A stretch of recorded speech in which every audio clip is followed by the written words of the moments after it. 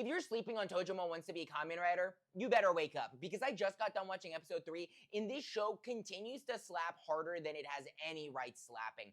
The soundtrack specifically in this episode goes unnecessarily hard. The animation quality continues to be absolutely stellar. Now, again, the fight sequences aren't anything to gawk at. They're very presentation-style movement lines, but it doesn't need to be, because everything else in this show really elevates it so much. We also have the story. The story is where they really cooked. This was supposed to be a show, or at least I thought it was going to be a show, where our main character Tojima looks up to the 70s action hero, Kamen Rider, and wants to live up to that expectations. He trains from a child all the way up until he's 40. Now, he finally gets the opportunity when a local gang decides to don the moniker of the Shockers, which is the main villain of the Kamen Rider, and start committing some simple petty robberies.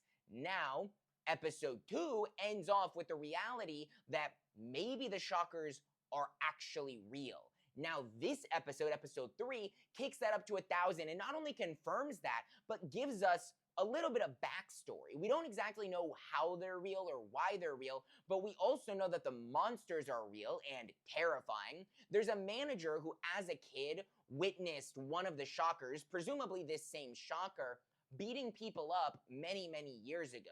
So we know that they've been in reality for at least 10 to 15 years.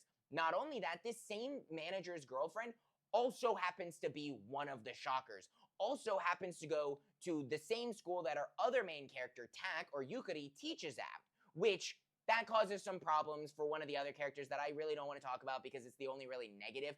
I get that we all have had crushes on teachers in the past. It's just a little bit much. I don't want to talk about it. But everything else that we get is so top tier.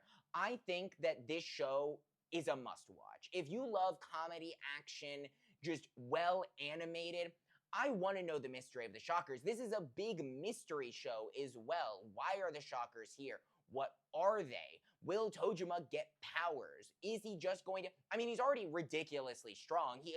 He trained from being a child to 40 years old. So, no shit, he's going to be able to give a Shocker a 1-2, but he's not the Shocker. He's just one of the normal cronies. So, as we get higher and higher in the echelon, like with the monster that we saw, like with whatever this girl who also appears to be a Shocker, but a monster, I don't know. I can't gush grannies enough about this show. This show came out of absolutely nowhere, hits every single time, and if you're not watching it, you gotta lock in, but that's just my thoughts. Let me know your thoughts in the comments. Drop a like and follow while you're there, and as always, stay nerdy.